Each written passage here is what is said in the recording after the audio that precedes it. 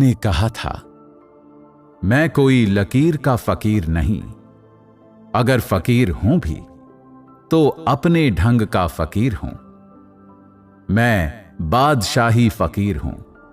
वेद और आनंद जयेश अमेरिका के लिए निकल चुके थे। एक लंबी जर्नी के बाद यूनाइटेड स्टेट वॉस्को कंट्री ओरेगॉन पहुंच गए। आनंद जयेश, मैंने सुना है, कहते हैं जिंदगी को एक सफर की तरह देखना चाहिए। जो सिर्फ मंजिल के पीछे भागते हैं वो सफर का आनंद नहीं ले पाते। कहीं मां आनंदशीला और ओशो के साथ भी यही तो नहीं हुआ? तुम्हारे कहने का क्या मतलब है वेद? देखिए, ओशो विचारों की लड़ाई लड़ रहे थे, तब तक तो ठीक ही था। फिर वो एक सफर पर निकल गए। सफर खुद को बहुत बड़ा बनाने का, सफर सबसे हटकर एक अलग दुनिया बसाने का। और अपने इसी ख्याल के साथ वो पुणे के उस आश्रम से अमेरिका के ओरेगॉन पहुंच गए। पर अमेरिका ने उनकी विचारों की जर्नी में भी एक तरह से ब्रेक लगा दिया। मैं सही कह रहा हूं ना? जैसा वेद सोच रहा था वैसा ही 1980 के दौर में ओरेगन के वो लोग भी सोच रहे थे जो वहां पहले से रहते थे।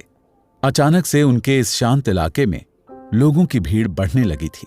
उनकी सुकून भरी जिंदगी बर्बाद हो रही थी। कहां एक छोटा सा टाउन था और कहां रजनीशपुरम जैसा बड़ा शहर बसाया जा रहा था, जहां खुद का airport, dam, agriculture land, mall, police station और वो हर जरूरी लग्जरी सुविधा अवेलेबल थी जो बड़े बड़े शहरों में होती है।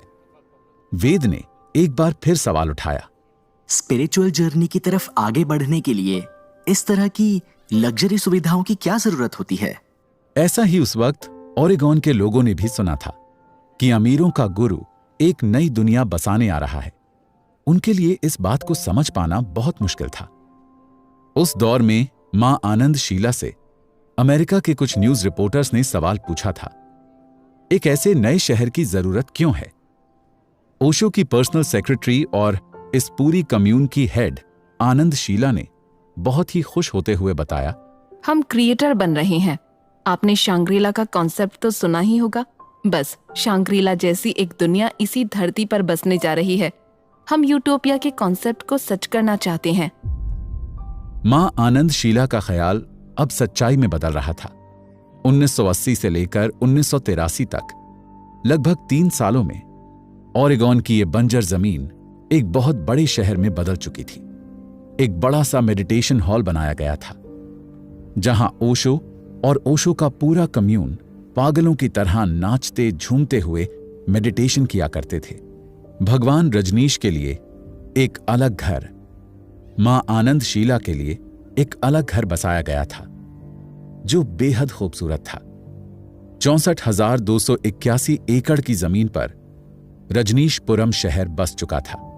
इस जमीन को आनंदशीला के हस्बैंड जॉन शेल्फर ने $5.75 मिलियन में उस दौरान खरीदा था।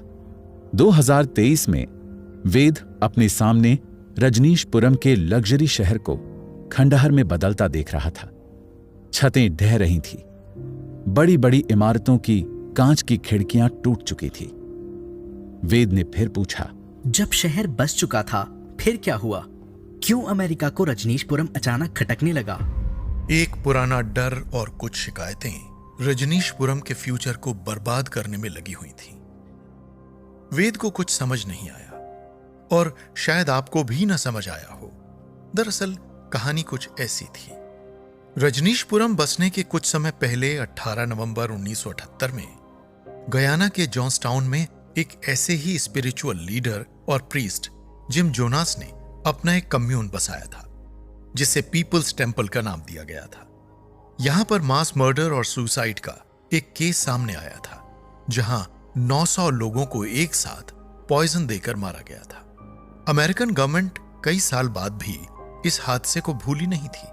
रजनीशपुरम बसने के बाद अमेरिका को ऐसा लगा कि शायद जॉन्सटाउन जैसा हादसा दोबारा हो सकता है, क्योंकि उसी वक्त रशिया की फीमेल ने ओशो को लेकर एक कंप्लेंट दर्ज की थी। उनका कहना था कि उनकी बेटी ओशो के कम्यून में जाकर गायब हो गई है। इंडिया से भी कुछ ऐसी ही खबरें आ रही थी। रजनीशपुरम बस चुका था, लेकिन आनंदशीला और ओशो की कम्यून को शायद तसल्ली नहीं हुई थी।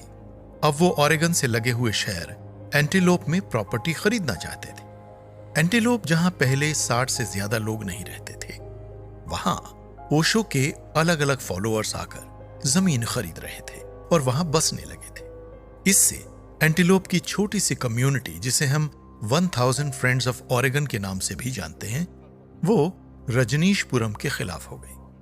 उन्होंने ओशो के सन्यासियों को बिजनेस परमिट और मॉल ऑर्डर ऑपरेशन के साथ साथ टाउन बसाने की परमिशन देने के खिलाफ मुद्दा उठाया। 1000 फ्रेंड्स ऑफ ओरेगन ने कोर्ट में भी अपील की। वो चाहते थे कि रजनीशपुरम को यहां से हटाया जाए, एंटीलोप में जमीन बढ़ाने से इन्हें रोका जाए। इस तरह से विरोध सामने आने के बाद आनंद शीला का मडी रेंच प्रोजेक्ट खराब हो रहा था। इससे शीला बहुत ज्यादा नाराज हो चुकी थी।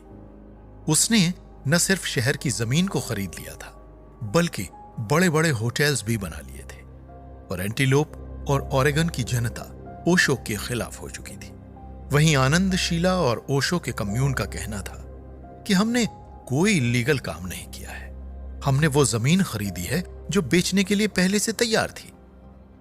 माहौल में नफरत बढ़ती जा रही थी।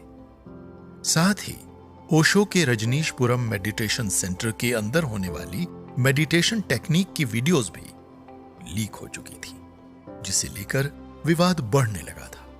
अप्रैल 1982 में एंटीलोप में वोटिंग की गई, जो कि रजनीशपुरम को लेकर थी और वोटिंग रजनीशपुरम के पक्ष में थी। एंटीलोप शहर भी अब रजनीशपुरम का हिस्सा बन गया था, लेकिन एंटीलोप के लोकल लोग अभी भी इसके खिलाफ थे। अमेरिकी सरकार ने भले ही इन लोगों की मदद नहीं की थी, पर वो अपनी मदद खुद कर रहे थे।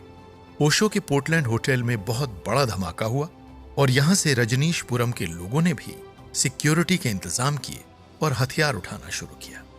वेद ओशो की कहानी सुन रहा था।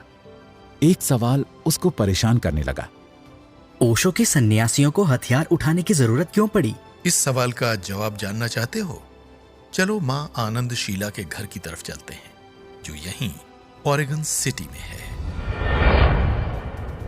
दोस्तों, अगले एपिसोड में आप जानेंगे कि ओशो ने मौन व्रत क्यों लिया था और ओशो जब मौन थे तब अमेरिका में ओशो की तरफ से वो सारे काम कौन करवा रहा था।